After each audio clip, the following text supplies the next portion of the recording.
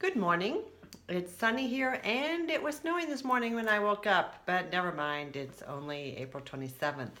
So, I told you that today that I would talk to you about the benefits of being a mindful parent. And just as last week I talked about the benefits of mindfulness in children.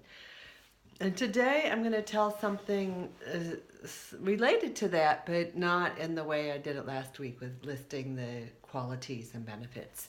I want to tell you a little story that reminded me of the benefits of mindfulness, or in my case, what I call messy mindfulness.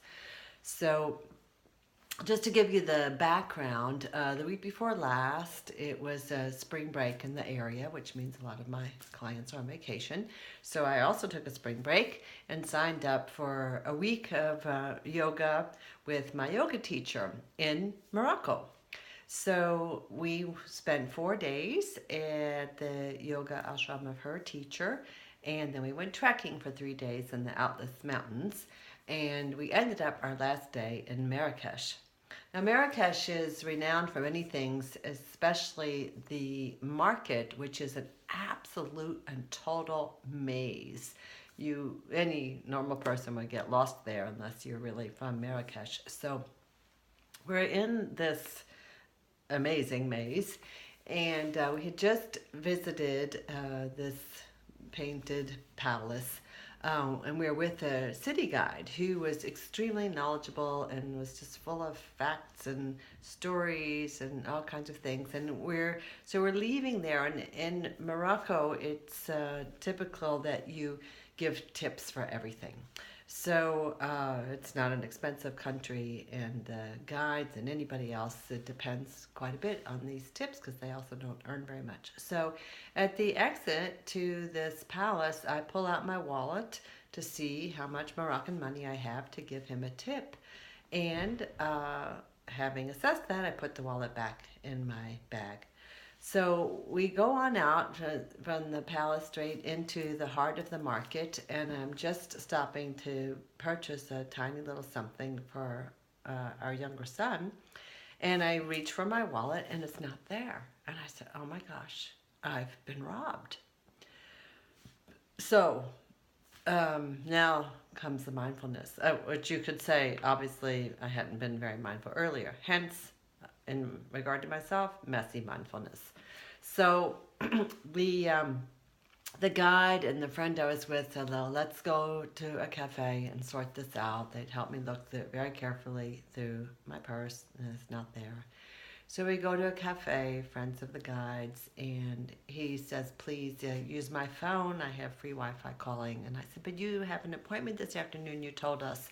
And he says, "This has priority. I'm staying with you." So, of course, I have to cancel my cards, and this takes a long time to go through all the electronic menu. Press 1 for German, press 2 for this, press 3 for I don't know what.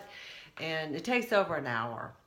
And after all of that, of using his phone and everything else, I said to him, "Is there any chance that the guard at the palace might have seen the wallet and picked it up?" And he said, "Well, the chance is so slim, but I'll tell you what, you two order lunch.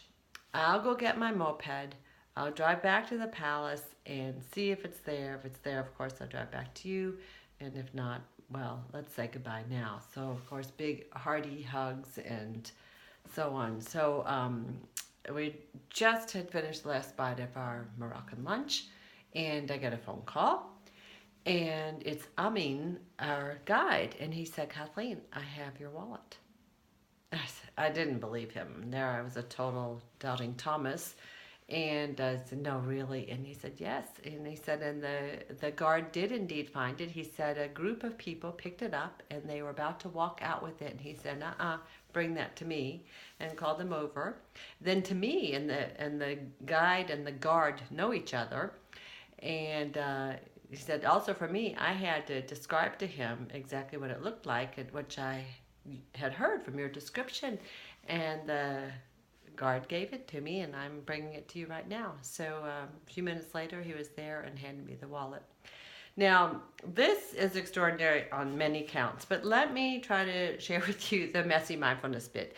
Uh, and hopefully this is some consolation. I have been training in mindfulness practices for decades now. And I still do many mindless things, as I did as a child when my family called me fuzzy. So it's not a cure for things. I am still who I am. But through all the teachings over the years, as soon as I thought that my wallet had been stolen, I sat in that cafe and I breathed deeply because I knew I needed to be present in order to deal with this situation, whatever it is. And silently for myself, I prayed, if you will. I sent goodwill, good intentions, good thoughts towards the thief and said, may you be well, may you be happy, may you be healthy, may you find an honest way of making your living, and so on. And just to basically determine for myself, I would not be angry, I would not be bitter, I would not let this spoil a magical week. And just continued to be with that. And then throughout this process, I'm so touched by the guide being so present and thoughtful and concerned for me, and so touched by my friend who stayed with me. I said, "But you wanted to go meet the others for lunch, including his wife," and he said, "No, they're together, and I'm staying with you." Because the two of us need to be together. So, and he and I had exchanges like we hadn't had the whole week. I mean, really sharing more personal things with each other. So that was also a connection.